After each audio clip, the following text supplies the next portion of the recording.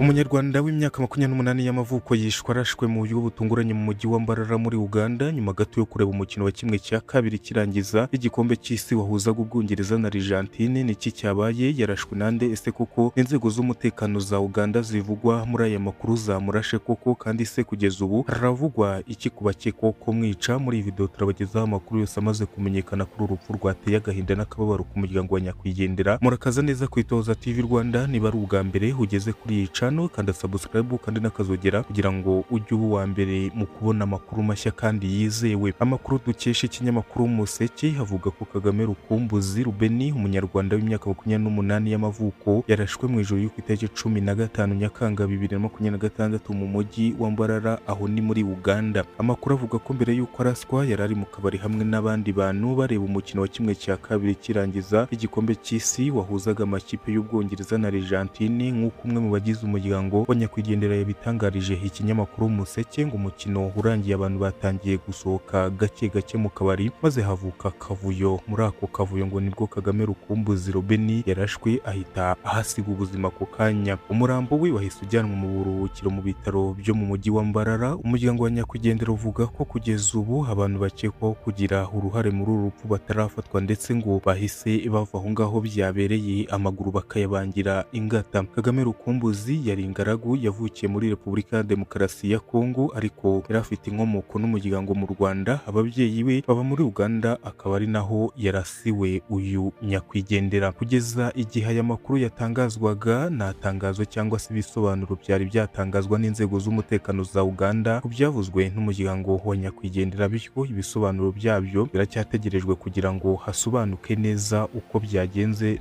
Ni ingenzi kwibuka ko amakuru ajyanye n'uru rupfu ashingiye ku buhamya bw'umwe mu bagize umuryango wa nyakwigendera nk'uko babitangarije Umuseke. Icyo inzego z'umutekano za Uganda zibivuga kuri iki kibazo kiracyategerejwe, bityo amakuru ashobora kuvugururwa igihe hazaba habonetse ibisobanuro bishya. Turacyakomeza gukurikirana iyi nkuru kandi nitubona amakuru mashya aturutse mu nzego zibishinzwe cyangwa se ku muryango wa nyakwigendera, tuzahita tubagezaho ayo makuru vuba na bwangu. Niba hari icyo utekereza, andika igitekerezo cyawe mu mwanya wagenewe ibitekerezo, ariko wubahirize ikinyabupfura no kubaha umuryango wa nyakwigendera. Ntibibagirwe gukanda like, subscribe, gusangiza abandi iyi video. Mwakoze cyane gukurikira itohoza TV Rwanda. Bienvenue kwizera niko nitwa.